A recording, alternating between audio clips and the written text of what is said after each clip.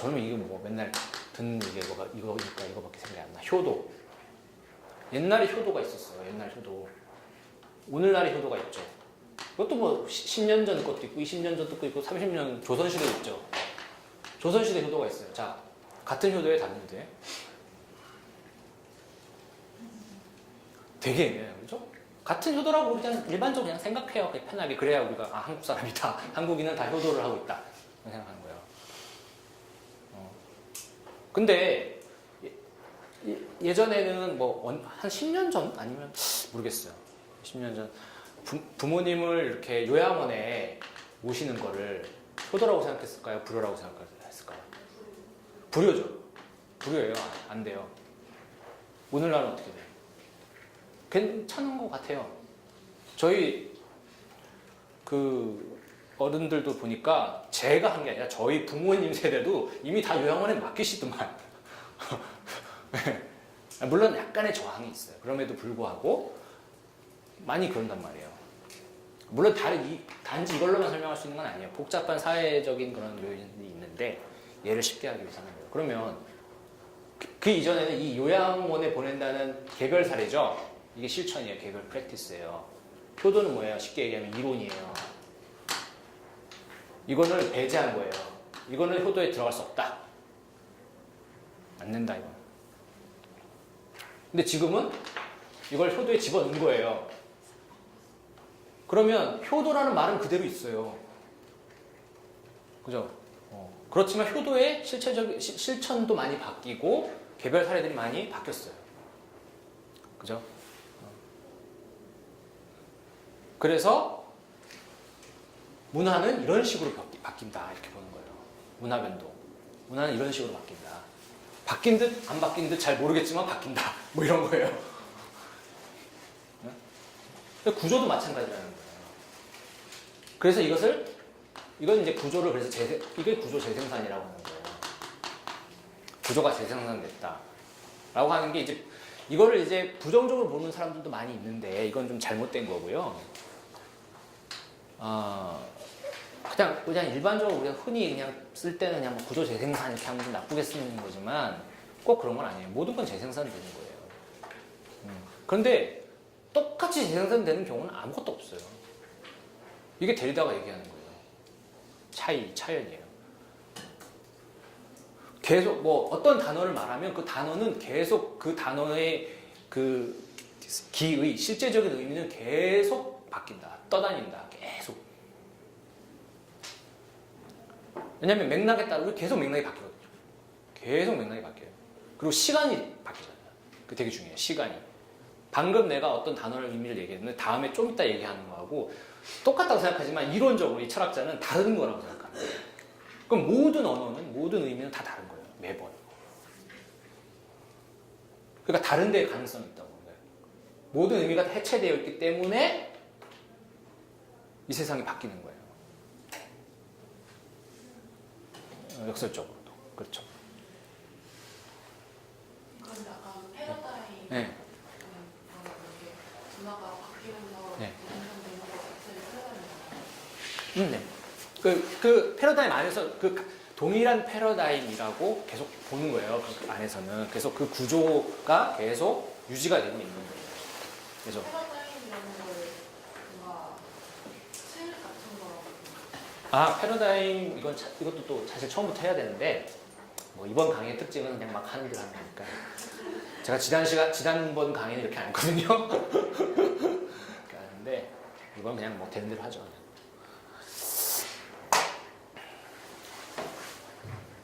이제 토마스 쿤의 과학혁명의 구조를 사실 봐야 돼요. 근데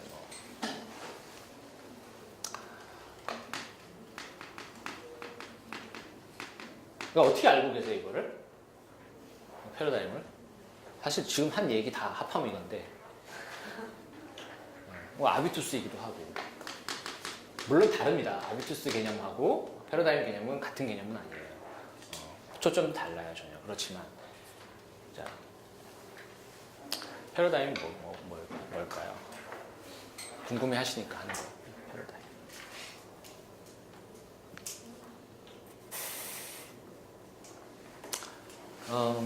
어떻게 저기 뭐 교회에서도 많이 쓰던데 뭐 패러다임을 바꿔야 된다 우리가 그리고 패러다임, 전도 패러다임 바꿔야 된다. 패러다임 시프트. 뭐. 네, 패러다임 시프트. 그냥 패러다임을 바꾸자는 거죠. 시프트니까 바꾸자.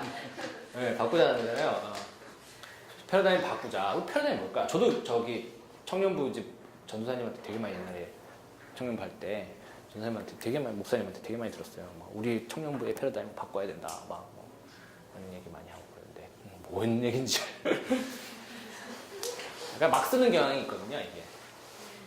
물론 토마스 쿤의 전매 특허라고 할 수는 없습니다. 그 이전에 이제 사실 누가 만들었던 거고요. 그 전부터 이런 단어는 있었어요. 이제 토마스 쿤이 이제 이거를 이론적인 용어로, 과학적인 용어로 이제 만든 거죠. 그 더 정교하게 한 거죠. 그래서 이제 오늘날은 다 이걸 인용하면서 얘기해요. 이게 전 세계 인용 지수 1일 겁니다. 이게 진짜 모든 분야에 다 인용돼요. 아주 좋은 개념이에요. 패러다임 뭐예요? 사전적 의미로 쓰는 네. 찾아보니까 다 같이 우리 구글을 이런 거 합시다. 자, 어떤 한 시대 사람들의 견해나 사고를 근본적으로 규정하고 있는 테두리로서의 인식의 체계 또는 사업에 대한 이론적인 틀이나 체계라고 네. 나와 있어요. 그렇죠. 그렇죠. 뭐 되게 길죠. 뭐 그렇죠. 뭐 아까 뭐 대충 이렇게 다 뭐가 나와요? 인식의 틀, 이론, 체계 뭐 이런 말이 나오죠. 이런 거 이제 다 비슷한 거예요. 아비투스 도식이라고 하죠. 도식, 분류 체계 뭐 다 이런 게 이제 틀, 이론 이게 다 이제 비슷한 얘기를 하는 거예요. 특정한 국면, 특정한 시기, 어떤 시기라고 할 수 있겠죠. 국면이라고 하면 너무 좀 시간이 좁은 것 같고 특정한 시기, 특정한 시기에 과학에만 국한해서 얘기하면 과학자들이 어떤 문제로 바라보고 그 문제를 해결할 수 있는 이론이라고 서로 합의하고 공유하고 있는 틀 이렇게 볼 수 있어요. 그렇게 보면 아주 그냥 쉽게 얘기할 수 있는 거예요. 그러면은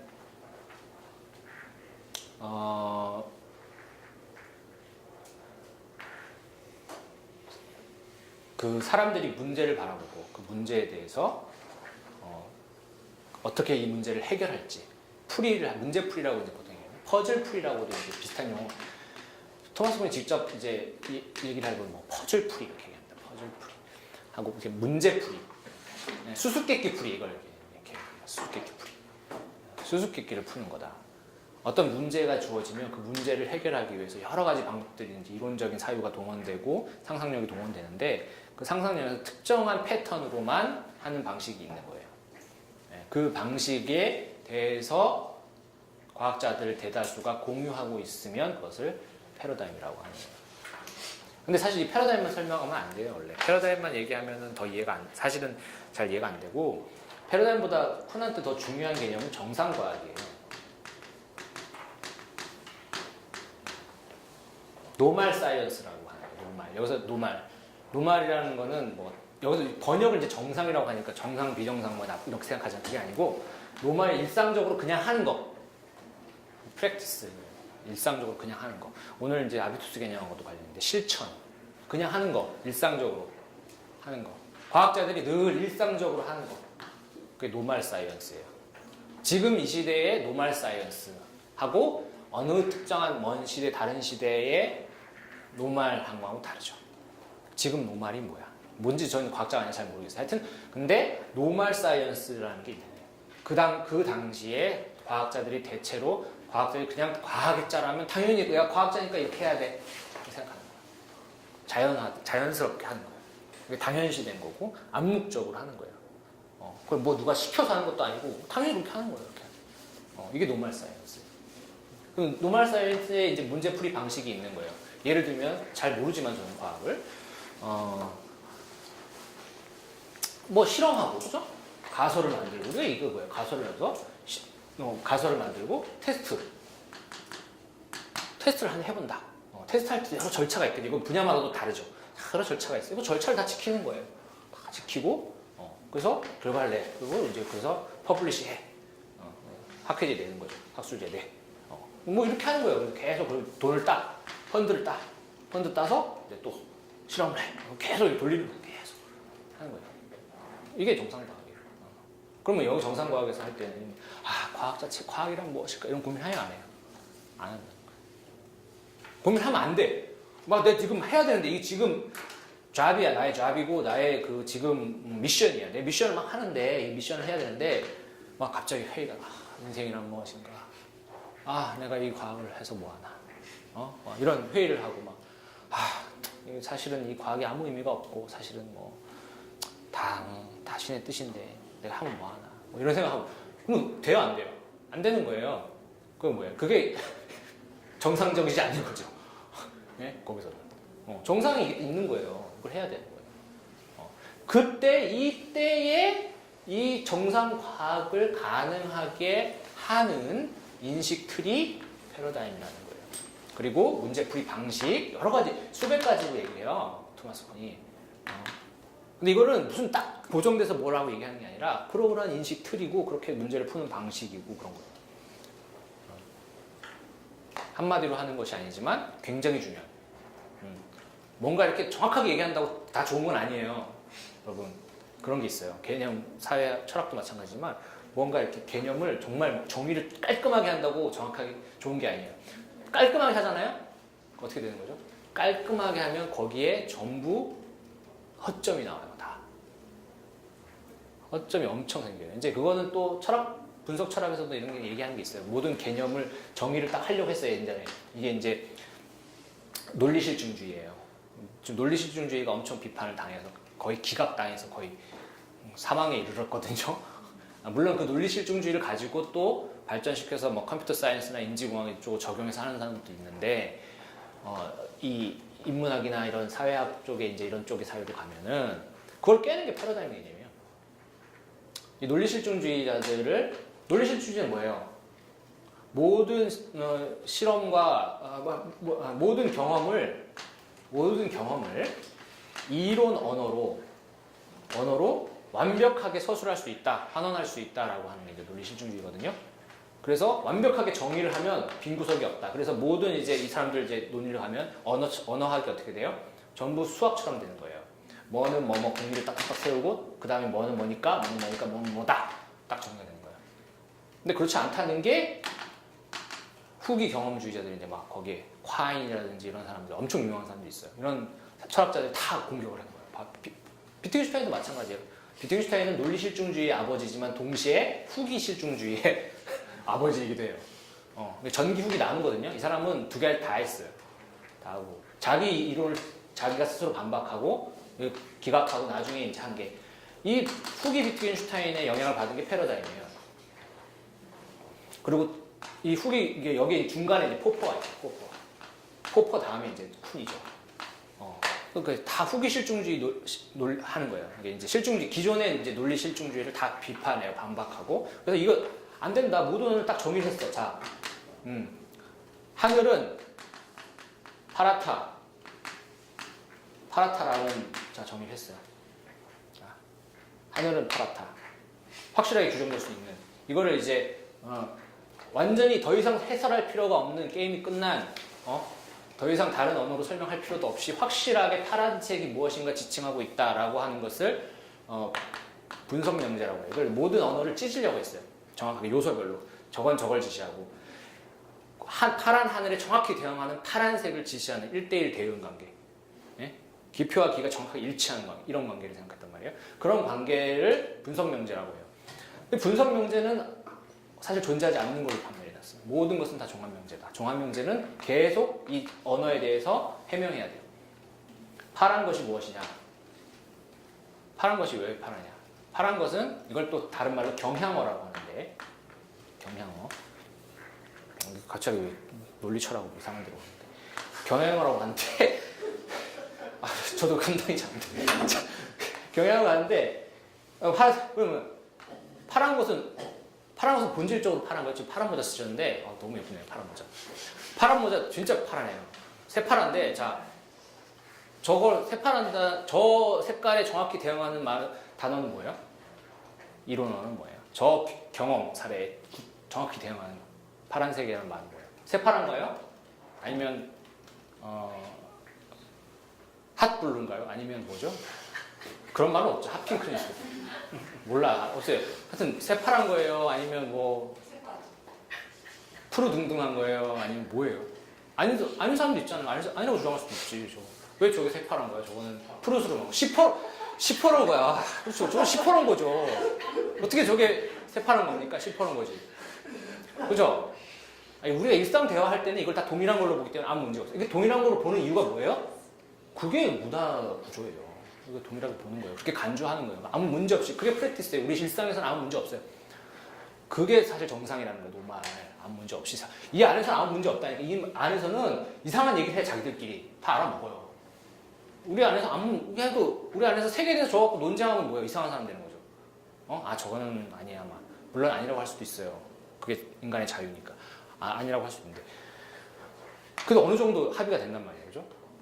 그리고 이게 맥락이 있기 때문에 그 맥락에 따라서 이건 유머 코드니까 그냥 넘어가는 거야. 뭐 진지하게 파고 들어가면 어떻게 되는 거야? 싸우자는 건가? 이렇게 되는 거죠. 안 된단 말이에요. 자, 파라타.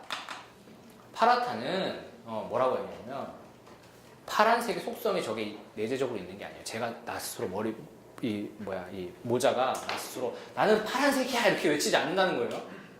나는 파라니까 파랗다고 불러줘. 아니에요. 그죠? 그래요. 저게 파란 것은 이름을 불러주면은 파랗다고 되는 거예요. 우리가 이름을 부르니까 이렇게 파란 게 되는 거죠. 이 파랗다는 말은 결국 이것도 관계로 생각해 보세요. 관계. 파란 것과 유사한 또 파란 이 범주가 있죠. 계속. 그리고 경계, 그라데이션이 있잖아요. 또 붉은 것도 있고. 파란 것은 앞으로 미래에도 우리가 그것을 파랗다고 부를 것이라는 이론이 전제되어 있어요. 우리 이걸 자연어라고 생각해요. 자연은 당연히 그런 거라고. 경험은 이론이 그러니까 순수한 이게 뭐냐면 논리실증자에는 이 순수한 이론 언어를 추출하려고 하는 거예요. 순수한 경험 언어를 추출하려고 하는 거예요. 두 가지 분리를 딱 하려고 하는 거예요. 안 돼요. 이 파랗다는 말은 미래에도 현재 우리가 파랗다고 부르는 저 색깔은 미래에도 우리가 파랗다고 부를 거라는 이론을 전제하고 있기 때문에 이걸 파랗다고 지금 부르는 거예요. 빨간 색과의 관계, 다른 색과의 관계, 수많은 색깔들과의 관계 속에서 저것이 계속 앞으로도 파란색이라고 부를 것이라는 우리의 기대를 투영해서 파랗다고 하는 거예요. 그래서 이것은 이론이라는 거예요. 하늘은 파랗다라는 말이 하늘도 이제 문제가 있죠. 하여튼 하늘도 문제가 있지만 하늘도 무슨 김하늘인지 이게 이상한 얘기다. 하여튼 하는 죄송합니다. 저건 편집해 주세요. 자, 이 하늘을 정의하는 것도 굉장히 문제가 되죠. 하늘 무슨 하늘 말하는 거예요? 하늘이 무슨 하늘이 있어? 공기인데 다, 그죠? 하늘은 뭐예요? 궁창인가? 성경에 나오는 뭐죠? 어디까지가 하늘이야? 지구 어디 무슨 하늘이 뭐야 도대체? 이건 뭐예요? 도대체 우리가 이 단어를 정의하려면 어떻게 돼요? 정의하려면 죽음에 이르죠. 갈 데가 없어 더 이상. 야, 파랗다는 단어를 정의하려면 하늘이라는 단어를 국어산자를 찾으면 어떻게 돼요? 뭐 있겠죠. 하늘은 무엇을 지칭한다. 그럼 뭐라고 나와, 그죠? 얘가 분석 명제라고 생각했지만 이걸 분석을 하면 얘를 정의를 하면 얘를 설명해야 되잖아요. 설명하려면 길어지죠. 여기 수많은 단어들이 등장해요. 그럼 이 단어들을 우리가 모르면 어떻게 되죠? 또 찾아봐야 되죠? 그럼 또 나와. 어디까지 갈까요? 그럼 또 나와. 계속 나와. 끊임없이 끝까지 갈 수 있어요. 끊임없이 나와. 끊임없이. 근데 이 끊임없이 나오는 거를 어느 수준에서 우리가 중단을 해요. 가다가 그만하지. 이제 그만하자. 다 알아도 우리 안 해도 그걸 안 해도 아무 일상 사는데 아무 문제 없어. 어느 순간에 멈춰요. 그게 뭐예요? 멈추는 이유가 뭐예요? 멈추는 게 가능한 이유가 뭐예요? 그게 바로 패러다임이에요. 적당히 문제를 해결할 수 있어요. 이 수준에서. 적당히 문제를 봉합할 수 있는 그 수준에서만 해결하면 되는 거예요. 자, 과학에 주어진 문제 틀이 있어요. 과학은 어떤 우리의 경험 자료를 가진 주어진 제한 안에서 우리가 뭐 할 수 있는 걸 하고 이렇게 하는 거예요, 그렇죠? 근데 거기에 대해서 예를 들면 뭐 과학의 신을 증명하냐 안 하냐 뭐 이런 얘기를 하면 어떻게 되는 거예요? 이 문제틀을 벗어나는 거예요. 애초에 답변해 줄 수 있는 내용이 아니에요. 관심도 없는 내용이에요, 과학이. 과학이 애초에 관심도 없고 답변도 해줄 수 없는 내용을 막 답변 안 해준다고 막 이제 창조과학 이런 논쟁에서 하는 거예요. 그렇죠? 그 패러다임을 벗어나는 문제예요. 이 패러다임에 이제 도전하려고 하는 것도 있죠, 사실은. 지적 설계나 이런 쪽에서는 패러다임 자체를 이제 붕괴시키려고 다르게 바꾸려고 이제 하는 거죠. 이제 그런 도전인데 아직까지는 이제 성공하지 못하고 있는 걸로 보여요, 제가 보기에는. 아직 극소수고 그러니까 안 되는데. 근데 일단 이게 이제 뭐 그런 뭐 진화론 같은 게 하나의 패러다임이죠. 이제 그런 거예요. 어려운 얘기인데, 뭔 얘기하다 이렇게 가지고 왔는데. 그래서, 근데 이제 이러한 패러다임, 이건 이제 패러다임은 좀 더 사실은 이제 문제틀이나 이런 쪽에 가까운 거고, 퍼즐풀이 방식, 이런 거에 가깝다고 하면, 애초에 토마스 쿤이 의도한 거는, 가깝다고 보면, 브루디의 아비투스 개념은 이런 것이 체화된 방식으로 있는 거예요. 신체에 체화된 방식으로 자연스럽게 즉각적으로 실천하는 거예요. 그런 거고 이제 이걸 이제 인류학이나 이런 쪽으로 가면은 이제 문명과 문명의 문제로 나오죠. 문화와 문화의 관계. 문화와 서로 다른 문화가 어떻게 서로를 이해할 수 있느냐. 이게 문제예요. 전혀 다른 패러다임을 가지고 있으면 어떻게 서로를 이해할 수 있느냐 이런 문제로 가는 거예요. 뭐 전혀 다른 종교가 있으면 어떻게 종교도 이제 패러다임이라고 볼 수 있죠. 거기서 주어진 문제 방식은 전혀 다른 거예요. 또 예를 들면은 어떤 문화권에서는 죽음에 대해서 그렇게 두려워하지 않을 수 있어요. 얼마든지. 그죠?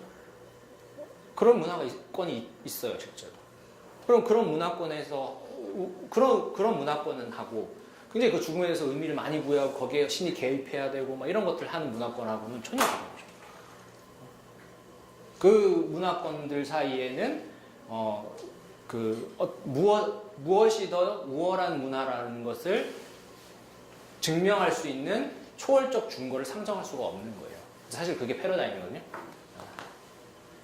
패러다임의 이제 속성 중에 가장 중요한 것은 통약 불가능성이라고요.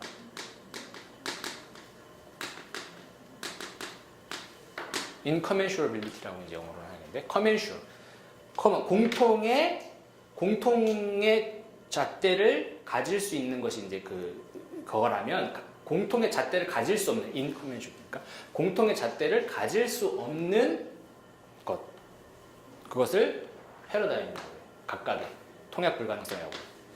그래서 패러다임과 패러다임 사이에 이제 패러다임 시프트가 일어난다고 했을 때, 그것은 뭐냐면, 패러다임과 시프트의 기준입니다. 시프트라는 것은 그 전의 패러다임과 바뀐 이후의 패러다임이 통약 불가능하다 이 얘기예요. 그럼 통약 불가능하다는 무슨 얘기냐면 저것과 이것이 인식론적으로 무엇이 더 우월하냐를 판단할 수 없다는 게 아니라 사실 좀 어려운 얘기예요. 단지 없다는 게 아니라 없다고 판단할 수 있는 초월적인 그 두 가지를 넘어서는 초월적 규범, 절대적 잣대를 외부에서 가져올 수가 없다라는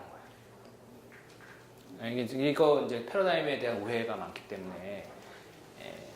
그래서 이거를 어떻게 설명하냐면 좀 간단해요. 이 직각삼각형으로 얘기하면 돼요. 밑변, 빗변 이렇게 있잖아요. 그럼 이건 빗변이 바로 밑변과 윗변에 대해서 통약 불가능하다. 왜 그러냐? 이거 수학을 조금 아시는 분. 정말 저 수학 하나도 모르거든요. 저 수포자거든요. 수포자인데 이게 루트가 들어가잖아요. 이 루트는 뭐냐면 자연수가 아닌 무리수라는 거잖아요. 그죠? 그래서 뭐냐면 이게 숫자로 나눠 떨어지지 않는다. 예를 들면 여기가 3cm고 여기가 뭐 4cm면 뭐 어떻게 계산해요? 저 까먹었어요. 근데 여기다 루트 뭐를 붙여서 원래 4 곱하기 3은 뭐 이렇게 루트 아니에요? 뭐 잘 모르겠어요. 기억이 하나도 안 나. 그러면은 이게 뭐 나눠 떨어져야 돼. 뭐 여기 4cm고 여기가 3cm. 예를 들면 여기가 5cm면 딱 떨어지잖아요. 안 떨어진다는 거예요. 나누어서. 제일 잘하실 것 같아. 바로 고등학교 졸업하신 지 얼마 안 되셨죠? 저요? 네. 저는 수학을 안 해서. 저 스포츠. 아니 그래도 제일 기억에 날 거 아니에요. 고등학교 저는 저- 실용음악 졸업한 지 20년. 예능이니까. 네. 그래요? 아니, 예능이라도 죄송합니다. 예능이라도 그래도 혹시나 하여튼 그쵸 무슨 얘기인지 아시죠? 전혀 모르는 표정인데. 잠깐만. 야, 모르면 안 되는데. 하여튼 아니 대충 이래요. 그러니까 원래는 모든 뭐 이렇게 하여튼 이거와 이거를 계산을 하면 이 숫자 이게 나와야 되거든요. 이 길이가 딱 떨어져야 돼요. 떨어질 거라고 생각했지 안 떨어진다는 얘기죠. 딱 안 떨어지고 무슨 뭐 있잖아요. 뭐 5점 몇몇 이렇게 뭐야 계속 안 떨어져요. 딱 나눠서. 그러면 자 이 잣대로 이걸 잴 수가 있어요? 잴 수가 없어요. 이거 잣대로도 이걸 잴 수가 없어요. 이 두 가지를 모두 설명할 수 있는 완벽한 제3의 측정 도구가 있냐? 없다는 거예요. 그 측정 도구가 외부에서 주어지진 않는다는 거예요. 뭘 잰다는 말씀이시죠? 길이.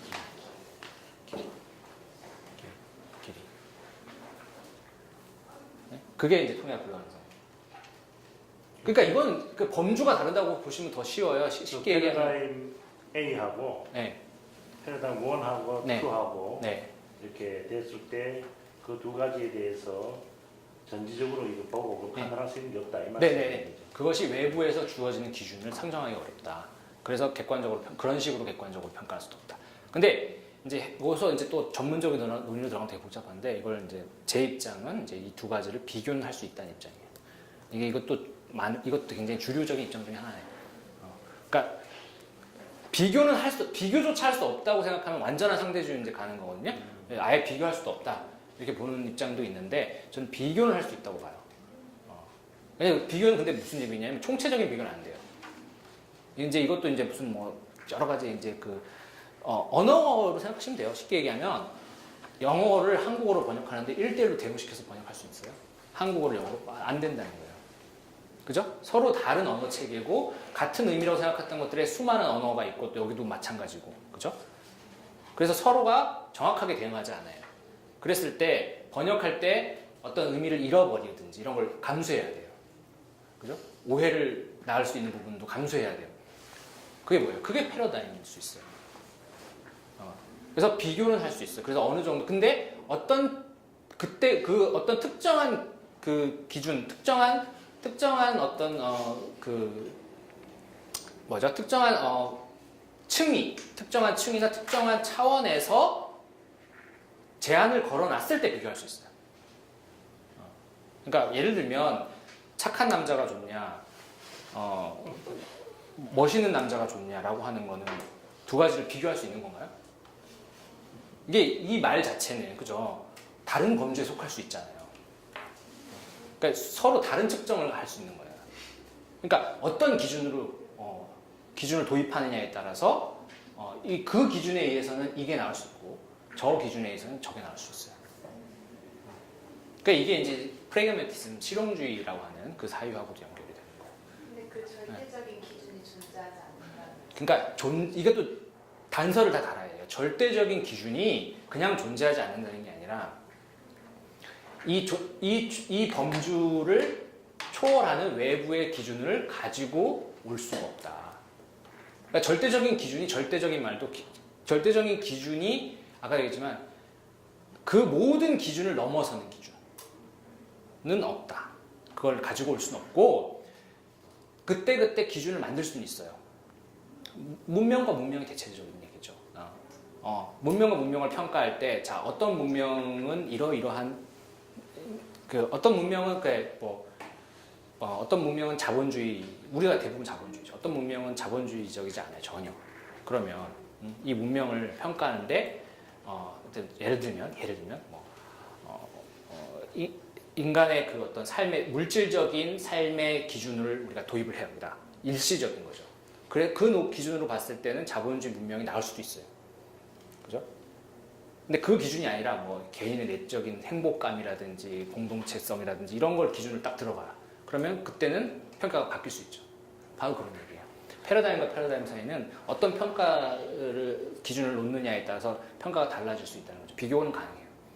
네? 무슨 얘기인지 아시죠? 그렇지만 그 각각의 비교들, 아까 삶의 질과 물질적인 뭐 이런 것과 이 비교 측정 도구를 그 모든 측정의 도구를 다 통합할 수 있는 단 하나의 측정 도구가 있을 수 있어요? 그건 불가능해요. 네. 그건 무슨 얘기예요? 각각의 측정 도구는 무슨 얘기죠? 그건 사실 가치죠.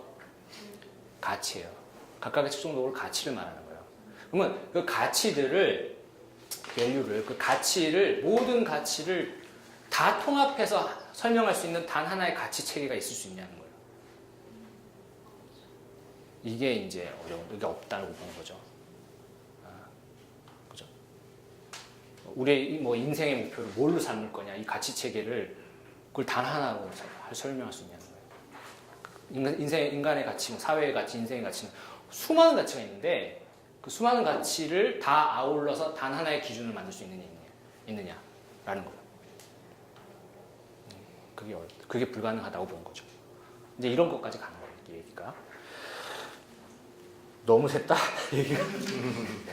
너무 제가 사실 이거 되게 자세하게 해야 되는데, 그래서 원래 9시 반까지죠? 그렇죠. 네, 더 하면 되겠네요. 그래서 하여튼 그래서 부르디에 이거 해야 되나? 잠깐만요. 그래서 아비투스를 보면은요, 이거 보시죠. 이 페이지 맨 밑에 실천이란 무엇인가가 있는데요. 이게 이제 정상과 아까 얘기했는데 이거랑 연결해서 생각하시면 돼요. 그러니까 실천이란 무엇인가? 이게 실천이에요. 영어로는 practice인데 이 사회학에서 얘기하는 실천이란 무엇인가? 우리가 좋은 일을 실천하자 이런 실천이 아니에요. 그래서 말하는 실천, 행위, 액션의 하나의 설명인데 그 practical action이라고도 표현해요. 그러니까 이제 행위는 행위인데 실천적 행위라는 게 무슨 의미냐라고 하는 거예요. 그래서 이게 이제 아비투스 개념의 핵심적인 거라서 하는 거예요. 자, 인간의 실천이란 무엇이냐? 인간은 무엇을 어떻게 실천하고 있냐? 관행적 반복이다. 첫 번째, 관행적인 반복이다. 관행적 반복. 계속 반복하는 거예요. 반복. 네, 반복이에요, 반복. 반복인데 물론 다 계속 똑같은 걸 반복한다고 우리가 이제 이렇게 생각을 하는 거예요. 근데 이제 또 똑같지 않죠, 매번. 똑같지 않지만 똑같은 거라고 생각하는 거죠. 똑같다고 생각하게끔 우리가 사회화되는 거예요. 그래서 그게 하나의 인간 정체성을 이루죠. 그죠? 똑같은 반복하는 거예요. 루틴을 말하는 거예요. 패턴을 말하는 거고, 관행적 반복이에요. 그래서 이제 관행적으로 반복하다 보면 어떻게 되죠? 생각이 없어지죠. 네. 근데 그게 나쁜 게 아니에요. 사회학에서는 이게 필수적인 거라고 봐요. 자, 이러니까 이게 왜 브루디에가 사실은 포스트 모더니즘을 되게 비판하고 싫어하는데도 불구하고 포스트 모던적인 거라고 요소들을 왜 얘기할 수 있냐면 어떤 기준을 놓고 봤을 때 그러냐면 주체의 문제를 놓고 봤을 때 그래요.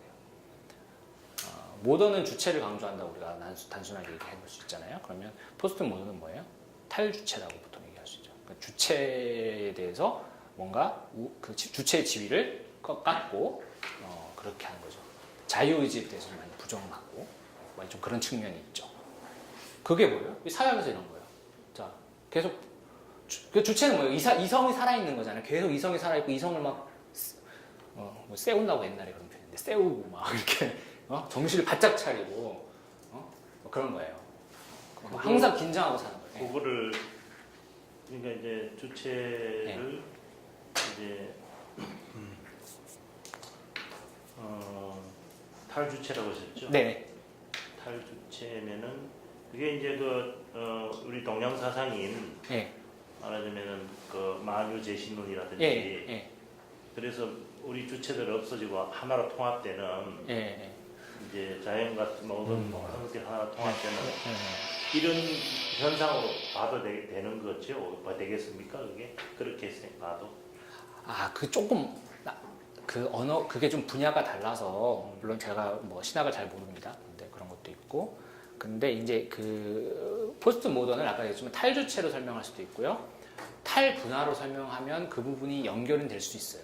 그렇지만 만유재 신론이나 이런 것은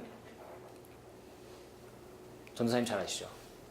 우리 동양사상이 동양사상 무라일체로 네. 얘기하니까 무라일체 그거 그러니까 네, 그 제가 뭐 동양 철학을 전혀 모르겠고 근데 이제 뭐냐면 아까도 굳이 얘기하면 패러다임이 다르잖아요. 동양 철학과 서양 철학의 패러다임이 다르니까 그 둘 사이를 바로 연결시키려면 굉장히 무리수가 따르는 거예요. 무리수가 있다. 아까도 영어랑 한국어랑 똑같은 거예요.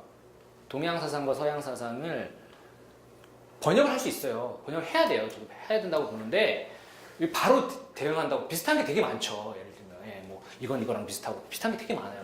근데 그걸 바로 그냥 똑같다고 연결시켜 버리면은 안 물론 되는 이제 거거든요. 그거는 뭐 지금 네. 말씀하신 모든 논리 속에서도 네. 네. 그게 이제 그런 게 한계가 드러나잖아요. 네. 한계가 드러나는데 네. 이제 요즘 뭐 우리가 그냥 우리가 하는 얘기로 네. 이제 뭐 통신수단이 발달하고 교통이 네. 이렇게 세계가 이제 네. 지구촌화되고 네. 모든 문화가 하나로 만나니까 네. 만나니까 이제 지금 와서 그게 지금 서구의 그 현대가 믹싱이 되니까 이제 현대가 되지 않습니까? 네. 탈현대가 된 상황에서 그러니까 이제 그게 동양사상 요소가 섞이니까 네. 동양사상에서는 무라일체 네. 사실 주체보다도 네. 모든 것이 하나 된 이런 거 뭐 우리 가이아라고도 말을 하고 있거든요. 네. 그러니까 그런 의미로 이렇게 보면은 유사한 것 같아서 제가 지금 말씀드려보는 겁니다. 네, 그런 논의가 뭐 많이 있죠. 그러니까 이제 서양 철학자들의 서양 학자들의 입장에서도 동양 사상이 이제 그렇게 좀 다르게 보이고요. 대안으로 보이기도 하고, 당연히 이제 탈주체적으로 보이죠. 네, 그런 거는 맞는 것 같아요. 그런 거는 뭐 동양 범신론이라든지 뭐 이제 아까 얘기했지만 탈분화로 볼 수 있거든요. 그러니까 탈주체라는 성격으로도 포스트 모더니즘을 설명할 수 있는데 탈분화라도 설명했어요. 왜냐하면 근대는 분화되는 과정이에요. 그러니까 모든 영역이 분화돼요. 분화되는 영역 중에 하나 대표적인 건 예를 들면 종교와 뭐 과학 이게 분화됐어요. 근대에서는 그죠? 근데 오늘날이 뭐예요? 요즘에 뭐 종교와 과학이 대화한다 이런 거 있잖아요. 그 왜 대화하는 거예요? 그 탈분화 다시 접속을 한다는 거예요. 그러니까 분화됐던 것이 다시 접속하려는 노력이 있다는 거예요. 사회학 분야에서도 융합이라고 얘기하고. 네, 뭐 예, 그런 식으로 표현할 수도 있는데 이게 아주 그냥 넓은 지성사적 의미에서 이제 그렇게 얘기할 수 있는데 굉장히 사실은 엉성한 얘기긴 해요. 엉성한 얘기죠. 근데 이제 뭐 제가 전문가도 아니고, 근데 하여튼 굉장히 엉성한 얘기지만 어쨌든 탈분화의 관점에서 봤을 때는 예를 들면 종교와 과학이 뭐 대화를 한다든지 아니면 뭐 심지어 융합해서 새로운 종교가 나오기도 하고요. 그죠? 그 사이언톨로지라든지 이런 것처럼. 과학이 종교처럼 되기도 하고 또 종교가 과학을 추구하는 게 뭐예요? 창조론이죠. 그러니까 서로가 서로를 닮아간다는 게 얘기예요. 쉽게 얘기하면. 그러니까 근대는 분화되는 과정이었다. 아주 사실 나이브라기보다는 이건 이제 래쉬라는 또 사회학자가 이런 주장을 하는 거예요. 이제 그 사람은 이제 모던과 포스트 모던 구분하는 방식을 이제 분화의 관점에서 봐요. 이제 사실 사회학에서는 가장 중요한 게 이제 분화거든요. 분화인데 이 분화된 거를 각각의 이제 자율성의 영역이 그러니까 뭐 베버식으로 이제 베버는 이제 분할을 얘기했잖아요. 그리고 듀르켐도 분업을 얘기했고 이제 각각의 영역이 찢어지는 거예요. 그래서 피터버가 얘기했듯이 각 영역에 소우주가 생기고 각 영역의 가치가 분화되고 아까 얘기했지만 가치가 다원화되는 거예요. 쉽게 얘기하면. 그래서 여러 신들이 생기는 거죠. 가치가 다원화되는 게 이제 근대인데 되게 웃기죠. 원래 우리가 포스트 모던이 다원주의라고 생각하지만 사실은 근대에 이미 그것이 진행된 거예요. 근대가 이미 그렇게 다원화된 영역을 만들어내는 거고 포스트 모던에서는 오히려 역설적이게도 또 한편으로는 그 관점에서 보면 분화의 관점에서 보면 다시 융합하고 있는 측면이 있어요. 영성이 돌아오고 있다. 뭐 이런 얘기하고 종교가 귀환하고 있다. 이런 얘기를 하고 있거든요. 그런 것 그리고 계속 뭐 인문학과 뭐 기술이 결합해야 된다. 뭐 이런 거 하고 이런 게 뭐예요? 다른 가치잖아요, 사실은. 다른 가치들을 너무 찢어져 있으니까 이제 사실 여기서부터 또 아노미가 오는 게 있어요. 네, 규범이 없어지고 막 그러니까 또 이렇게 결합하려고 하는 그런 움직임이 있는 거죠. 그래서 아주 넓은 긴 역사적 지성사적으로 보면 이게 융합했다 떨어졌다 이렇게 하는 거라고도 볼 수 있거든요. 뭐 그렇게 설명할 수 있죠. 그래서 이제 그런 관점에서 하여튼 뭐 그 주체가 하여튼 이 프랙티스의 문제는 이제 주체가 그냥 이게 브루디에가 이제 사실 이 실천 아비투스를 얘기하는 것도 그 철학자들이 이제 소위 실존주의 철학이라든지 주체를 굉장히 강조했던 철학들에 대해서 굉장히 비판하는 거예요. 그러니까 예를 들면 사르트르의 대자적 대자적 의식, 대자적 주체 이것도 비판하거든요. 그건 무슨 얘기냐면 대자적 주체는 건 내가 스스로 인식하면서 나를 인식하고 성찰적으로 해서 나를 성찰하고 해서 내가 확실히 어떤 비전과 대의, 소위 대의를 가지는 거예요. 그래서 나는 뭐 예를 들면 난 노동자니까 이렇게 해야지. 딱 그렇게 가지면 그게 인간의 주체성이 실현되는 거로 보았다고 브루디에는 사르트르를 비판한 거예요. 여기에 대해서 반론이 있다는 거죠. 제가 이렇게 애매하게 얘기하는 거는. 하지만 그렇게 만약에 브루디에가 옳다면은 그 얘기는 뭐냐면 이런 식으로 반박이 되는 거죠.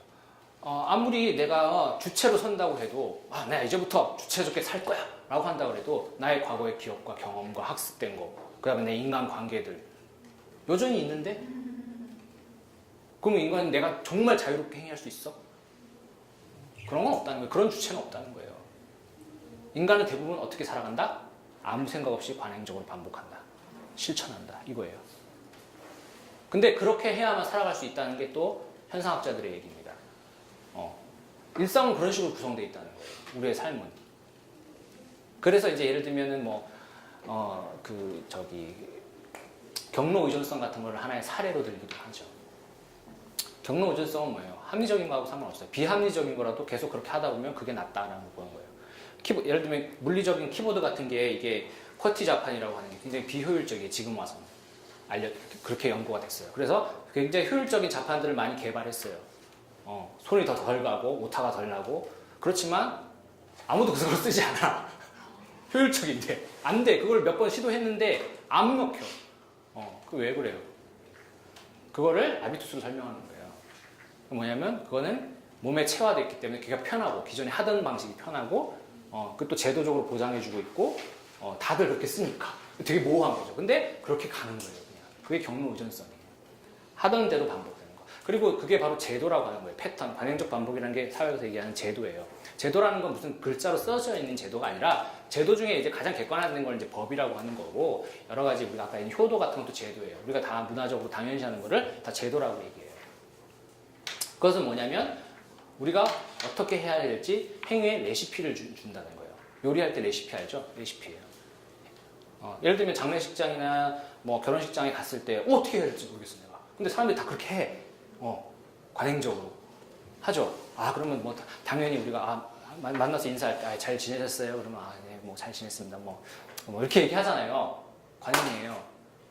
그냥 그렇게 하는 거예요. 근데 거기에 대해서 정색하고 나 잘 못 지냈는데 뭐 이렇게 친구 사이는 그렇게 할 수 있는데 모르는 사람 사이에서 안녕하십니까? 안녕 못합니다. 그렇게 하는 사람 아무도 없어요. 그죠? 네, 아까도 인사하셨잖아요. 그게 관행이에요. 우리에게 행위의 레시피를 주는 거고 그게 당연시된 거예요. 네, 그게 우리가 어떻게 해야 될지 알려주는 거고 또 우리 인생의 불안을 많이 감소시켜줘요.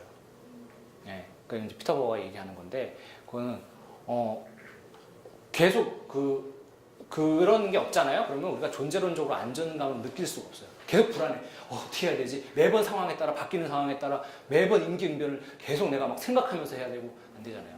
아무 생각 없이 하던 대로 계속 하는 게 굉장히 우리로 하여금 마음에 평안을 준다.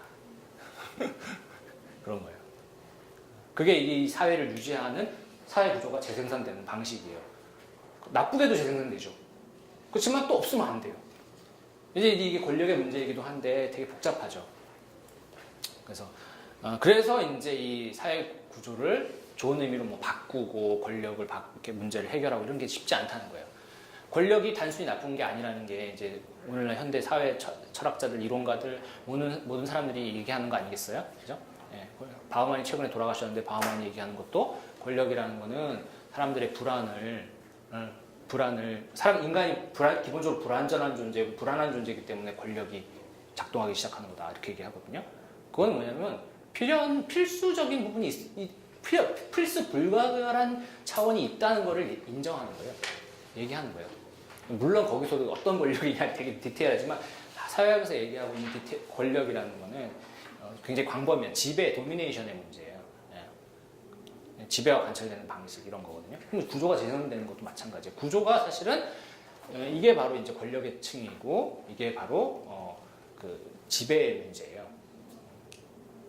지배가 관철되는 방식, 우리를 지배하는 방식은 다 이런 식으로 효도가 우리를 지배하잖아요. 가부장제, 유교가 우리를 지배한다고 가정합시다. 물론 원래 유교는 그렇지 않다고 주장할 수도 있는데 어쨌든 만약에 유교가 우리를 지배하고 있다. 지배하고 있잖아요. 내 마음대로 어떻게 해요? 내 마음대로 바꿀 수가 없어요. 근데 바꿀 수가 있죠. 무슨 얘기인지 아시겠죠? 바꿀 수 없는데 바꿀 수 있어요. 그게 구조예요. 그게 바로 이제 지배의 문제고. 그래서 항상 우리가 지배를 당하지만 또 한편으로는 지배에서 벗어날 계획이 있어요. 그게 이제 그래서 사회학은 이런 계속 이 양가적인 의미를 계속 봅니다. 사회학은 계속 이제 뭐 우리의 가능성 이런 것만 얘기하는 게 아니라 가능성이 가능하려는 조건을 봐야 돼요. 왜 가능한지, 인간이 어떻게 자유로운 주체가 될 수 있는지를 그 주체가 될 수 있는 조건을 얘기하는 거예요. 그리고 억압되면 억압되는 조건을 얘기하는 거예요. 그래서 그 양가적인 측면을 전부 다 보려고 하는 게 이제 사회학이죠. 어쨌든 그 다음에 넘어가서요. 시간이 없으니까 말이 빨라지네요. 그래서 이제 관행적으로 반복하다 보면 아까 생각이 없어진다고 그랬죠? 그럼 무슨 얘기예요? 여기서 생각이랑 사회학은 성찰이라고 하는데 반성이라고 하는데 반성 이전, 전반성적이라고 해요. 이거를. 혹은 무반성이라고 할 수도 있는데 전반성. 반성 이전에 하는 행위인데 즉흥적 행위고 즉각적 행위다. immediately 한 행위다라고 얘기해요. 그래서 이런 행위는 어떤 식으로 우리의 몸에 들어있냐면 체화된 방식으로 들어있는 지식이다라고 하는 거예요. 자, 자전거를 타는 게 바로 그런 거예요. 자전거를 타는 게 생각하는 것이 아니라 우리가 논리적으로 생각해서 이렇게 움직이는 게 아니에요. 감각적으로 그 뭐야? 지식이 여기서 사회학에서 지식은 굉장히 광범위한 의미로 쓰여요. 머릿속에 있는 정보 이런 것만 지식이 아니고요. 체화된 감각 이런 거 다 지식이에요. 이데올로기도 지식이고 다 지식이에요. 그래서 성찰 이전의 즉흥적 행위라는 것은 개인의 생각이나 의도로 환원되지 않는 그런 행위. 개인의 생각이나 의도로. 그러니까 내가 뭔가 의식적으로 한다. 이건 뭐야? 주체와 관련된 거예요. 의식적이고 합리적으로 이성적으로 하는 행위와하고 상관없이 그거 이전에 이미 내가 그렇게 하고 있는 거예요. 반성은 항상 뒤따라오는 걸로 봐요. 사회학에서는. 항상 뒷북으로 봐요. 뭔가 하고 그 다음에 일을 저지른 다음에 반성하는 거예요. 하기 전에 반성하는 건 없어요. 항상 뭔가 하고 있죠. 계속 뭔가 하고 있어요. 제가 여기서 이렇게 강의하는 것도 이전에 했던 아비투스들 축적된 거 그런 경험을 위해서 막 이렇게 하는 거예요. 그 다음에 나중에 가서 그때 잘못 얘기한 것 같아. 뭐 이런 거 이렇게 뒤에 가서 내가 좀 더 잘했어야 되는데 이렇게 하는 거죠. 자, 그 다음에, 근데 이런 이제 성찰 이전의 즉흥적인 행위인데, 이런 행위를 바로 우리가 이제 행위가 가능하게 하는 방식은 이 지식이 우리의 머릿속에 딱 박혀 있는 게 아니라, 우리 머릿속에 그냥 이렇게 의식적으로 드러나 있는 게 아니라 무의식적인 형태로 들어있다는 거예요. 그래서 이러한 지식은 완벽하게 우리가 그것을 목록화할 수가 없어요. 이거를 매뉴얼화 할 수 없어요. 매뉴얼로 만들 수 있죠. 만들 수 있는데 완벽하게 모든 걸 매뉴얼로 할 수 없어요. 자, 자전거 타는 법 매뉴얼 만들 수 있어요? 만들 수 있죠. 뭐 타는 법 이렇게 쓸 수 있잖아요. 근데 자, 정말 디테일하게 다 쓸 수 있어요. 자, 내가 1도 꺾으면 이걸 내가 1도 기울어지면 이걸 이쪽으로 1도를 꺾어야 된다. 뭐 이런 거 있잖아. 못 해요. 네, 그리고 케이스 돌뿌리가 이런 돌뿌리가 나타나면 이렇게 피해야 된다. 저렇게 안 나오죠. 상황이 무한하기 때문에 안 나와요. 그런 거는. 자, 그래서 완벽하게 명제할 수 없지만 암묵적인 거고 또 결정적인 게 아니에요. 항상 비결정적이고 계속 그때 순간적으로 발현하는 그러한 성향들을 말합니다. 이게 실천인데 그런데 이 실천이 개개인이 다 다를 수 있는데 그럼에도 불구하고 이 실천은 정말 지극히 사적인 행위가 아니라고 보는 거예요.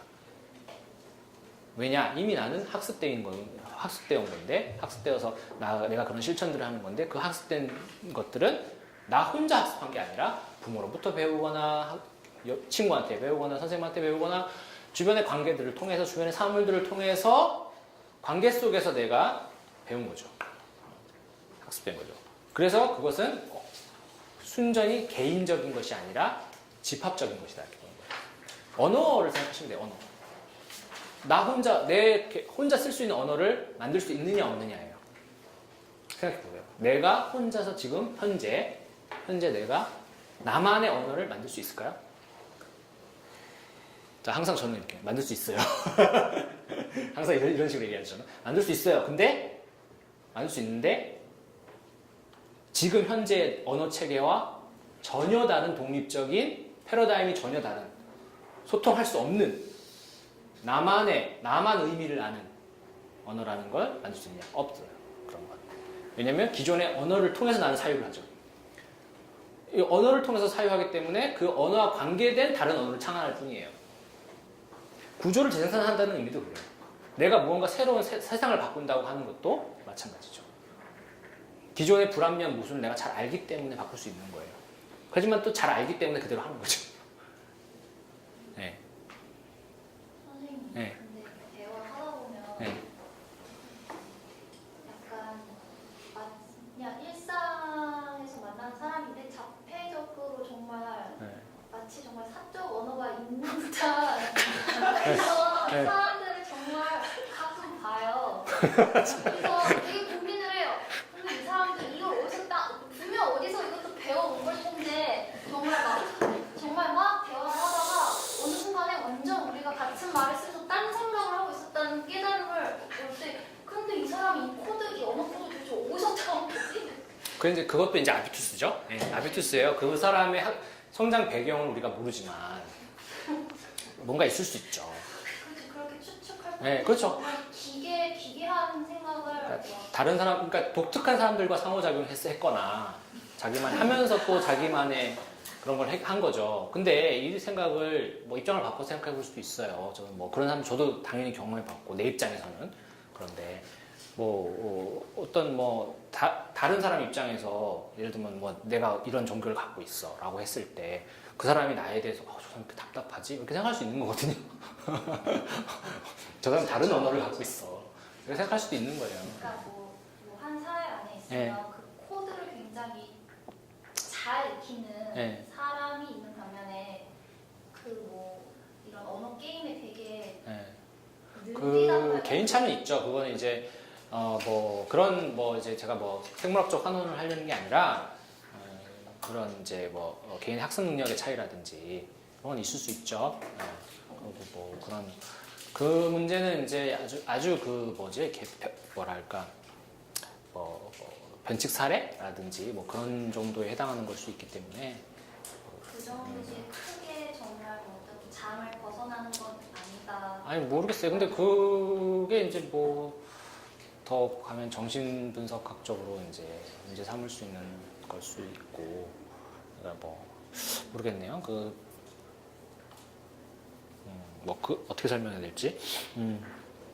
그 뭘 원하는 거죠 저한테? 제가 공감해주길 원하는 거죠. 이게 맥락에 따라 다른 그런 사람이 있다고 저도.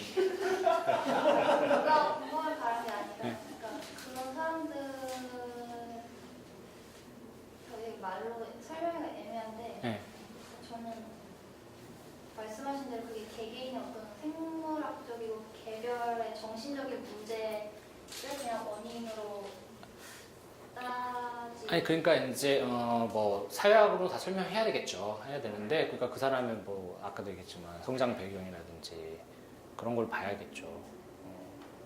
만약에 봤는데 그런 경험이 그러니까 그런 사람이 이제 여러 명이 있다고 하면 그 사람들의 공통점을 우리가 찾아내야 돼요. 그죠?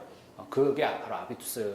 그러니까 그 상이한 것들 가운데 공통적인 요소, 동일성 요소를 찾는 게 이제 그게 집합 아비투스인데 계급 아비투스 같은 건데 그런 걸 찾아내야 되는데 그건 이제 연구가 필요하죠. 그런 사람들 우리 다 경험해서 알고 있는데 그런 사람들을 일관되게 분석한 건 본 적이 없어요. 네, 그런 거죠. 그런 이상한 사람들. 아니 뭐 그런 거지. 그런 이상한 사람들 말고 예를 들면 뭐 종교인들 중에 이상한 사람들이 있을 수 있잖아요. 그런 사람들을 모아서 이제 분석하는 연구들은 있죠. 그죠? 우리가 예를 들어서 뭐 이렇게 뭐 극단적인 근본주의자들이라든지 이런 경우에 이렇게 그러니까 제가 할수 가졌던 있죠.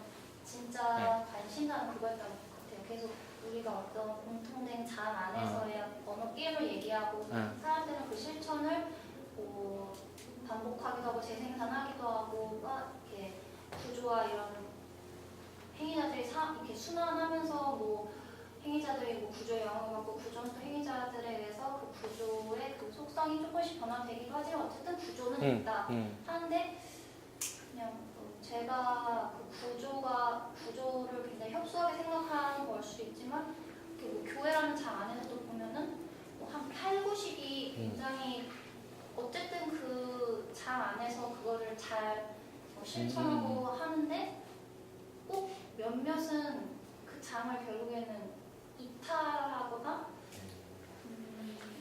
그렇죠. 뭐라 그래야 될까? 그러니까 모든 사람이 꼭두각시가 아니기 때문이죠. 네, 그거는 뭐 이론적으로 얘기할 때 당연히 이제 모든 인간의 행위 주체는 규범의 꼭두각시 그 기존의 구조나 기존의 이데올로기를 다 그대로 받아 안아서 그대로 이걸 이제 컬처럴 도비라고 이제 얘기하는데 영어로 도브이라는 건 이제 그 도프할 때 그 마약 중독 같은 그런 의미거든요. 이렇게 약 먹고 뇌가 없어져서 이제 그냥 아무 생각 없이 하는 거 이제 그런 건데 그 규범대로 이렇게 딱 받아들여서 그 규범의 허수아비 꼭두각시 노릇을 하는 건 아니라는 거예요. 모든 사람들이. 근데 이제 그게 이미 규범 자체가 분열되어 있기 때문에 그렇다라고 이제 학자들은 이제 설명하기도 하죠. 여러 학자들만 설명 방식이 좀 다르지만, 그러니까 애초에 문화라는 게 뭔가 이렇게 딱 아까도 얘기했지만 이렇게 규범으로 레시피나 아니면 매뉴얼을 딱 하는 게 아니기 때문에 애초에 규범이나 문화라는 그런 건 없어. 그게 애초에 분열되어 있어요. 그죠? 언어도 애초에 분열되어 있는 거기 때문에 그런 문화를 제각각의 방식으로 다 좀 다르게 다 받아들이고 있는 거죠. 그랬을 때 거기에 당연히 균열이 있는 거고 사람들의 해석도 달라지고 그러니까 행위도 다 다르게 하는 거예요.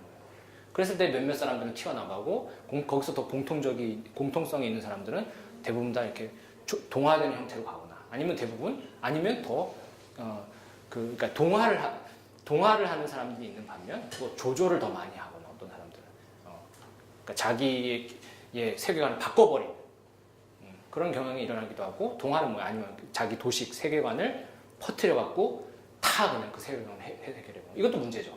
아주 극단적인 사례를 하면 이게 정확한 이해가 아닐 수도 있지만 세상을 전부 다 예를 들면 종교 언어로만 해석한다라고 했을 때 어떤 특정한 어떤 교리의 종교 해석으로만 다 놓고 행동을 하게 되면 어떻게 되겠어요?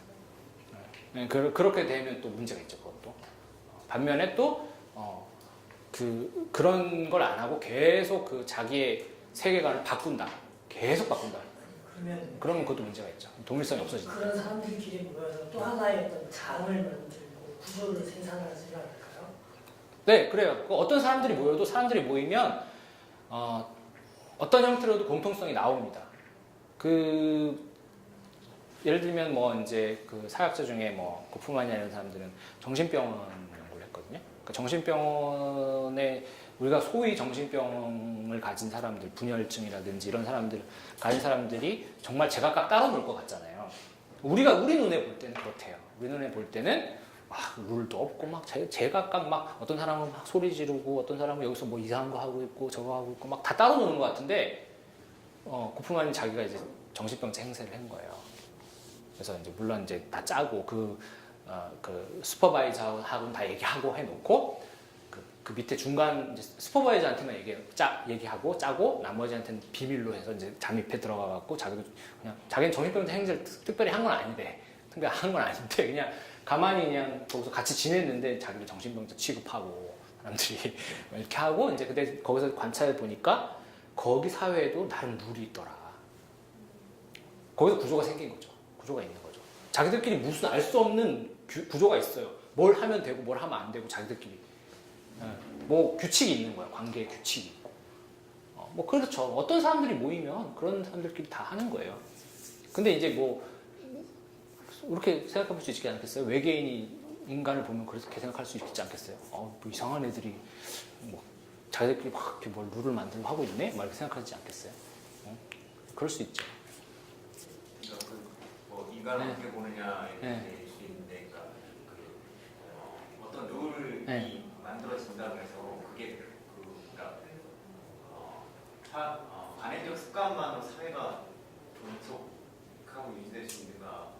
그러니까 이게 관행적 습관만으로 이루어지진 않죠, 당연히.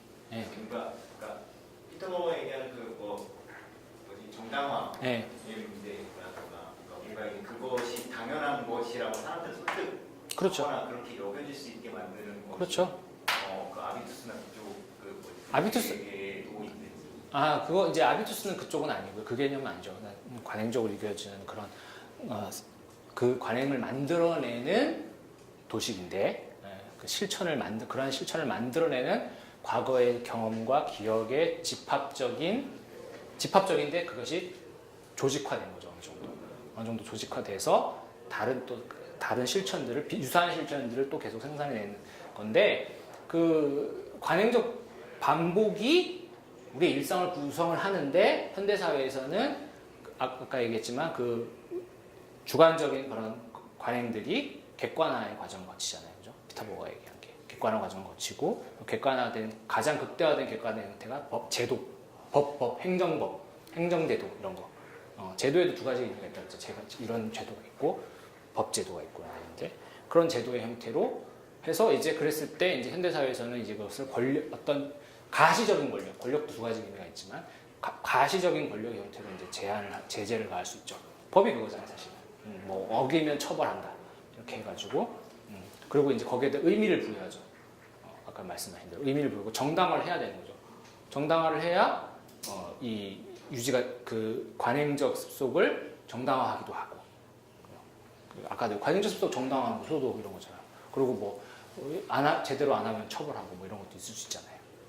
그런 게 다 작동하죠. 근데 이제 그런데도 불구하고 현상학 정통에서나 또는 부르디에나 이런 데서는 이 관행적 반복이 그저 나쁜 건 아니 이런 식으로 볼 수는 없는 거죠. 그러니까 이제 이게 뉘앙스 왜 이런 얘기를 하게 되냐면 이제 기존의 이제 사회학 어떤 뭐 비판 이론 전통이라든지 또 다른 전통들에서 이제 이데올로기의 문제를 제기했고 이 이데올로기가 이데올로기는 그냥 무조건 깨버려야 되는 걸로 이제 생각을 하는 경우들이 있었는데 이데올로기의 일상의 차원에서 작동하는 이데올로기는 좀 다른 것일 수 있다라고 보는 거죠. 그러니까 이데올로기를 이제 원래 허위 의식이라고만 단순히 생각했던 것에서 점점 이제 발전해 오잖아요. 막스주의에서 발전해 오면서 이제 이데올로기가 단순히 허위 의식이 아니라 사람들이 실제 관계를 현실적 관계를 상상적 관계를 현실적 관계로 대체하는 같은 그런 이제 사유 방식을 얘기하는 거잖아요. 그래서 그런 이제 그러니까 뭐냐면 나름의 이유가 있는 거죠. 나름의 이유가 있는 거고 나름의 정당성이 있는 그런 이제 이데올로기 개념으로 바뀌어 오는데 이제 그런 것들을 설명하는 데 있어서 일상의 차원 그리고 일상의 반복의 차원이 굉장히 의미가 있다. 그 부분을 잘 들여다봐야 된다. 왜 이데올로기가 재생산되고 지배가 재생산되는지를 보려면은 이런 관행적인 반복을 봐야 된다. 결국 구조라는 게 인간의 행위와 떨어져서 그냥 단순히 초월적으로 존재하는 게 아니라 인간의 반복된 실천과 밀접하게 관련이 있는 게 구조고 이데올로기라는 거예요. 그게 지배 문제라는 거예요. 그래서 아까도 얘기했잖아요. 지배 문제가 쉽게 해결될 수 만약에 그게 단순히 관념의 문제라면 어떻게 보면 더 쉬울 수 있어요. 단순히 관념의 문제고 단순히 지식의 문제고 정보의 문제라면 생각을 바꾸면 되니까 그냥. 근데 그게 아니라는 거죠. 그게 단순히 좁은 의미의 이데올로기예요. 이데올로기 개념도 아까 발전했다고 그랬잖아요. 좁은 의미, 단순히 허위의식이고 그냥 관념이면 바꿀 수 있죠. 근데 그게 아니기 때문에 바꿀 수가 없다는 거죠. 우리의 몸에 배어있는 우리가 알지 못하고 그러는 사이에 계속 우리가 하던 행동들이기 때문에 근데 그것이 또 없으면 우리의 삶은 너무나 힘들어지는 그래서 이제 이데올로기 나중에 오면 초통치성의 문제로 가잖아요. 결국 그 권력이 체화되어는 우리가 살아갈 수 있어요. 아니 아주 쉽게 아주 너무나 번박한 일일 수도 있는데 여기서 유교가 문제다, 가부장제가 문제다 해가지고 자 이제부터 그 실천을 앞으로 하지 맙시다. 우리가 알았으니까 지식을 딱 깨달았으니까 하지 맙시다. 나가면 딱 하지 맙시다. 그런데 이제 직장 상사가 딱 나타났어. 근데 왔냐? 이렇게 해야지. 왔냐? 이렇게 하면 어떻게 되죠? 자 그러면 나의 생명이 위태로워져요. 자 그죠? 그러면 어떻게 되죠? 뭐 구조 재생산 할 것도 없이 나는 사라질 수 있죠. 그게 무슨 얘기냐? 이게 이제 사회학자들이 그런 딜레마를 많이 제기를 해요. 예. 말만 이렇게 뭐 바꿔야 되고 개혁해야 한다고 말은 쉬운데 실제로 하게 되면 무슨 일이 벌어질지 생각해봤냐? 네가 그걸 진짜 실천해봐 어떻게 되는지 그런 걸 할 수 있는 거예요. 뭐 브루디에가 이제 학교 교육 문제, 교육재생산이라는 책도 썼는데 거기에서 이제 폴 윌리스라는 학교와 계급 재생산의 또 사례를 들고 와서 얘기하는 것들이 뭐예요? 이 교사가 학생을 지도하는데 저 학생이 문제아란 말이에요. 그 문제아인데 이 학생을 잘 가르쳐서 모범생으로 만들어서 좋은 대학에 갔고 막 그래갖고 이제 성공했어. 그러면 성공했다는 얘기는 뭐죠? 그 사람 걔가 지배 계급이 되고 그래서 뭐 이렇게 계속 그런 뭐 우리나라 지배자 계급처럼 이렇게 법대에 가고 뭐 어디 가갖고 됐어. 자 그러면 어떻게 된 거죠? 계급 지배가 재생산된 거예요. 그대로. 그죠? 그러면 내가 그걸 깨달았으니까 학교 선생이 야 그러면 열심히 안 가르치고 어떻게 막 그냥 놔둬. 그러고 나 막 자유롭게 살아라. 막 이렇게 하고 막 그러면 걔 인생은 어떻게 되는 거죠? 걔는 그냥 뭐 낙오자가 될 수도 있어요. 아닐 수도 있지만 될 수도 있어요. 그죠? 될 수 있으면 그러면 그 낙오자가 되면 사회가 다 낙오자가 됩니까? 아니죠. 몇몇은 계속 올라가요. 그것 때문에 사회는 그대로 유지가 되는 거예요. 그 딜레마를 생각해 봤냐는 거예요. 브루디에가. 학교 교사는 어떻게 해야 돼? 입시를 철저히 해서 열심히 가르쳐서 해야 돼. 입시를 열심히 해야 돼요? 아니면 입시를 안 해야 돼요? 안 하고 막 반대적이 되는 걸 해야 돼요? 어떻게 해야 되죠? 그러니까 이거 그래서 바로 개인의 문제가 아니라는 거예요. 개인이 그렇게 하는 거 되게 중요한데, 자, 그런 논의들을 다 모아서 힘을 합쳐야 되는 거죠. 그걸 같이 뭔가 집단적으로 뭘 해야 이게 흐름이 되지, 개인이 이렇게 한다고 해서 딜레마가 해결될 수 있는 거예요. 그래서 구조가 쉽게 바뀔 수 없다는 거예요, 사회가. 그러니까 그렇잖아요.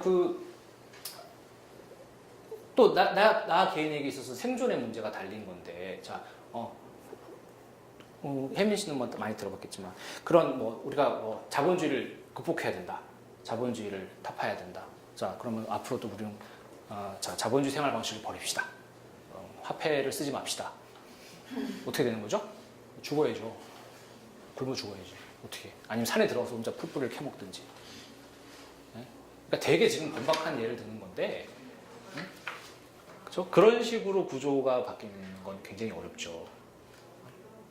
무슨 얘기인지 아시겠죠?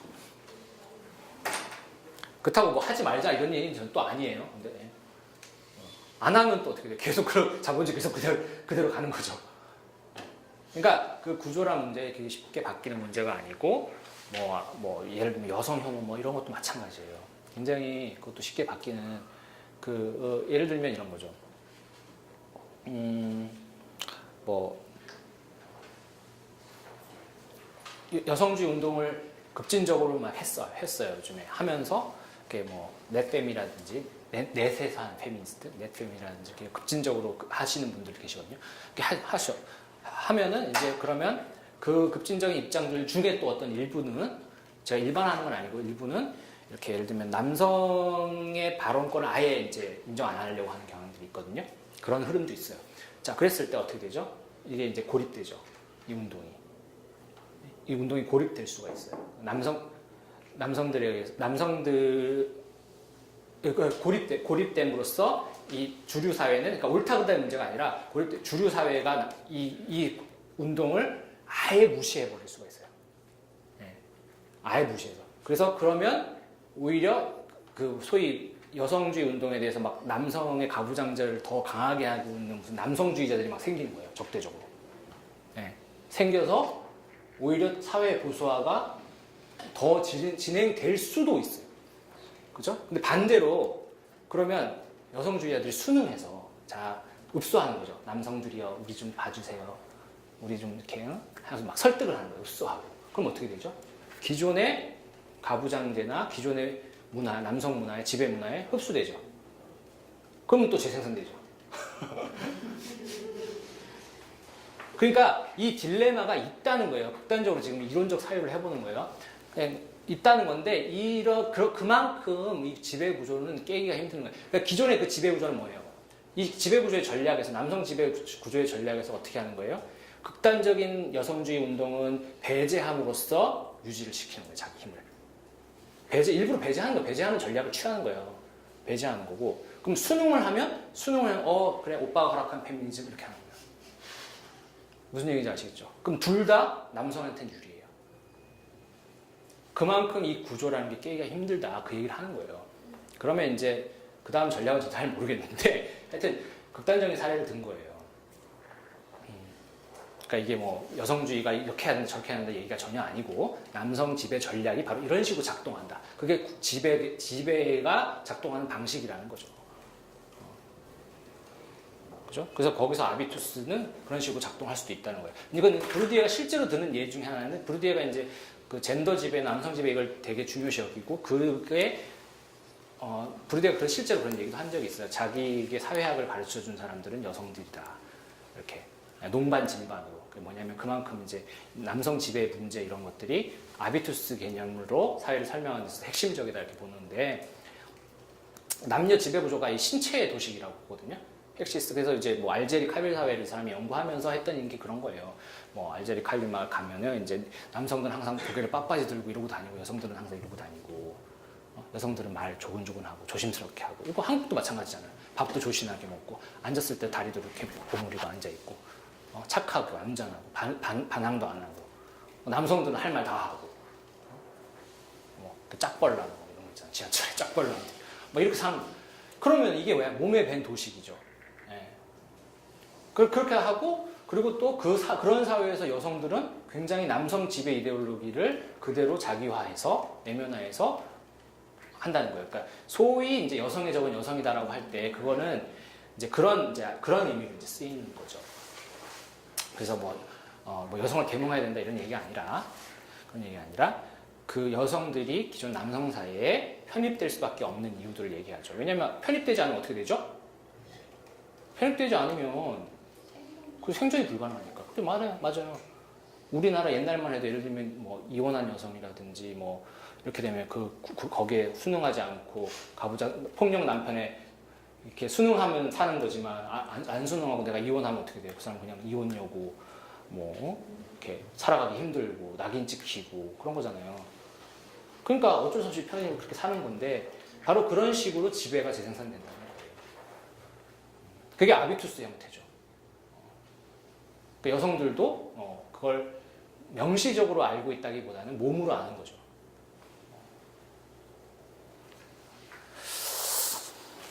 오늘 진짜 이상한 얘기 많이 했는데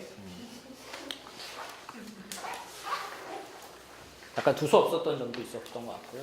이것저것 하다 보니까 오늘 뭐 여기까지 해야 될 것 같아요. 이미 시간이 너무 많이 지나가고. 네, 네 질문이요? 네. 방역 관련이 있는 것들이 없었는데 네. 비누리의 영향을 굉장히 많이 받고 많은 사회에서 비누리의 같은 계획을 할까 이렇게 많이 해놓은 것 같아요. 네. 근데 제가 들어가서 비누리가 앞에 찾아보니까 한마디로 뭐 사회 실천한 사람이라고 이렇게 뜨뜻뜨뜻 나오더라고요. 그러니까 이제 제가 궁금한 건 어떤 분이 선생님한테 많은 그 사회학자 중에서 그 분이 그거를 갖다가 좀 선택해서 공부를 더 하게 되는가 그거 하나가 딱 질문이고요. 또 하나는 뭐냐면 얼마 전에 바우만이라는 사회학자가 들어왔잖아요. 근데 제가 알기로는 20세기 가장 유명하신 분 피터버건가 이제 그때 사회적인 영향 많이 미치고 있는데 그 바우만이라는 사람은 어느 정도 레벨과 그 영향을 미치나 그게 두 가지. 첫 번째 이제 브루디에는 정말 못 모를 때 배워서 사실 대부분 그럴 거예요. 뭐 내가 정말 좋아서 처음부터 하는 게 아니라 그냥 처음에 대학원 갔는데 물론 사회학을 하겠다고 해서 대학원 갔는데 첫 학기부터 브루디에를 하는 거예요. 전 브루디에가 누군지도 몰랐어요 처음에. 근데 하다 보니까 그게 이제 영향을 받은 거죠. 그래서 하다 보니까 이 사람이 되게 재밌더라. 그러니까 사실 그 사람밖에 몰랐죠. 몰랐기 때문에. 근데 그런 것도 있고. 근데 이제 하면서 물론 이제 거기에 제가 이제 영향을 많이 받았기 때문에 또 그렇게 그런 식으로 학습이 됐으니까 이제 그런 아비투스 때문에 그렇게 보는 거예요. 이게 재생산이거든요. 자, 뭐 눈에 뭐가 보인다 이런 거 비슷한 거예요. 내가 그런 식으로 학습해서 내가 그런 인지 도식을 갖게 되잖아요. 시각을 갖게 되면 내가 그 보는 시각으로 사물을 분류하죠. 그 분류하는 그 시각을 다시 정당화해요. 내 이론으로. 이게 이제 순환이에요. 그렇게 되는 거거든요. 근데 저도 이제 그런 시기에 사실은 그런데 뭐 공부를 해보니까 다른 사람하고 지금 비교 작업을 하고 있는데 좀 다른 사람하고 전혀 이런 사람들하고 여러 이렇게 비교를 해보니까 그 나름 제가 참 좋아하고 여러 이제 제가 종교 연구하는 거하고 관련이 있고 이제 여러 가지 이제 뭐 그런 그 오해도 많이 있고 그 사람에 대한 그리고 이제 사회에 대한 뭐 지식인의 실천 뭐 참여 이런 거에 대한 입장도 저하고 이제 많이 맞는 부분이 있고 뭐 그런 복잡한 그런 부분이 있죠. 그래서 제가 그에 대해서 논문을 쓴 건 있어요.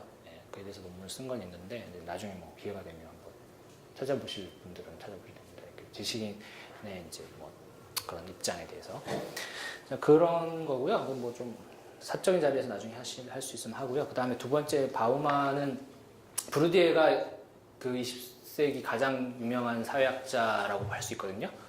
가장 그러니까 누구나 다 브루디에를 해요. 사회학자들은 거의 누구나 다라기보다는 이론하는 사람들에서는 다 뭐 저만 전문가가 아니라 뭐 하는 사람이 너무 많아요. 많죠. 너무나 유명한 사람이기 때문에 그 3대 사회학자라고 굳이 얘기하면 뭐 브루디에, 하버마스, 기든스 뭐 이렇게 보통은 얘기하는 근데 뭐 다 더 있죠 많이. 근데 보통 그렇게 얘기하는데 하여튼 이게 왜냐면 이제 어떤 특정한 관점에서 보면 그런 거예요. 이제 구조와 행위라는 문제틀이 사회에서 가장 중요한 문제틀 중에 하나인데 그 이론적 모순을 어떻게 봉합할 것이냐라는 건데 이제 그거를 아비투스나 필드 개념으로 가장 잘 했다고 보는 게 이제 브루디에고 뭐 기든스고 뭐 또 다른 사람이고 이렇게 있는 건데 그런 거고요. 그런 맥락에서 하버마스 바우만이 이제 우리가 에세이를 많이 쓰는 학자로 알고 있지만 사실 그렇지 않고요. 원래는 굉장히 원래 굉장히 훌륭한 이론가예요. 그래서 이제 그 사람이 이제 뭐 주석한 것도 주의한 것도 많이 있고 헐메티스 앤 소셜 사이언스라고 그러니까 해석학과 사회과학이라는 이제 이론서가 있어요. 그 이제 해석 그 사람이 유명한 중요한 입장 중에 하나는 이제 사회학을 해석학적인 입장에서 해석학적 사회학이라고 하는데 그쪽에서 이제 브루디에하고는 어떻게 보면 입장이 좀 달라요. 브루디에는 좀 해석학을 좀 안 좋아하는 편이고, 근데 바우만은 굉장히 근데 저는 해석학적인 사회학을 또 추구하는 사람이거든요. 그래서 이제 해석학적 사회학이라는 게 아주 간단히 뭐냐면은 그 소위 과학적 사회학하고 좀 반대된다고 보시면 돼요. 실증주의적이고 과학적인 사회학하고 원래 그 계열을 다 설명을 해야 되는데 그 극단적으로 우리가 단순화시켜서 얘기를 하면은 해석학적 사회과학하고 이제 과학적이고 실증주의적이고 양적이고 한 그런 연구들을 하고 좀 다른 그래서 거기에는 어떤 정답을 제시하거나 이런 게 대안을 제시하고 예측을 하는 게 아니고요. 이 해석학적 사회학은 삶의 의미에 대해서 계속 해석하는 거예요. 삶의 의미를 두텁게 진술하는 거, 거기 내러티브를 해석하고 의미를 찾고 이렇게 하는 거예요. 그렇게 보면 어떤 사람들 입장에서는 이게 사회학이냐, 이게 뭐가 이렇게 보는 사람도 있고 인문학이다 이렇게 생각하는 사람도 있을 수도 있고요. 과학적이지 않다 이렇게 주장할 수도 있죠. 그렇게 보면 저는 이제 해석학적 사회학을 추구하는 입장에서 근데 이 바우만이라는 학자는 뭐 홀로코스트 연구도 했고 그걸로 굉장히 유명해졌고 그다음에 뭐 아도르노 상을 받았을걸요, 그죠? 이제 유명한 사회학 비판 이론에서 그런 상도 받고 뭐 하여튼 이 사람이 소장학자일 때 웬만한 이론은 다 이제 독파를 했어요. 그래서 거기에 대한 해설을 쓰고 뭐 하버마스에 대한 비판 뭐 이런 것도 다 하고 그걸 넘어서서 이제 현대 문명 비판 이런 걸로 이제 지금 간 거죠. 나이 들어서는 이렇게 해서 이제 평가가 엇갈리는데 대체로는 다 대중적으로는 이미 유명해요. 대중적으로는 너무나 유명하고 훌륭한 학자라고 알고 있는데 사회학 진영에서는 호불호가 있어요. 그거는 이제 전통의 차이가 있을 수 있어요. 영미권에서 특히 미국 쪽에서는 이 사람을 그냥 별로 그냥 뭐 무슨 사회학자냐 맨날 에세이만 쓰지 이렇게 생각하는 사람도 있고요. 또 아닌 사람도 있고 저는 뭐 좋아하는 사람이고요. 근데 이제 이 사람이 이미 그런 지식인의 문제라든지 이런 문제를 한번 다 이렇게 거쳐서 그런 얘기를 하는 거거든요. 되게 복잡한 문제가 있어요. 뭐 이론가가 사회 참여를 해야 되냐 말아야 되냐 이런 여러 가지 문제들이 있는데 그런 문제들에 대해서 나름 입장 정리를 하고 이런 일들을 하는 거거든요. 하여튼 뭐 그런 그래서 나중에 시간 되시면 바우만의 책들은 한번 꼭 사보시기 바랍니다. 갑자기 바우만 책과 마무리. 금마무리 해야겠네요. 네. 사실 오늘 아비투스의 뭐 개념에서 제대로 좀 못한 것 같아요. 왜냐면은 왜 이 아비투스 개념이 나왔는지 이걸 사실 처음부터 설명을 해야 되거든요. 개념만 얘기해 주는 게 아니라. 근데 이제 앞에 좀 써놨어요. 1페이지 이게 보시면 1, 2페이지 좀 써놨으니까 그걸 보시고요. 다음 시간에 또 연이어서 하고요. 어차피 이번 강의는 거의 불기회니까 할 거니까 계속 하죠. 그리고 강의한 다음 시간에도 다 들고 오시고요. 네. 여기까지 할게요.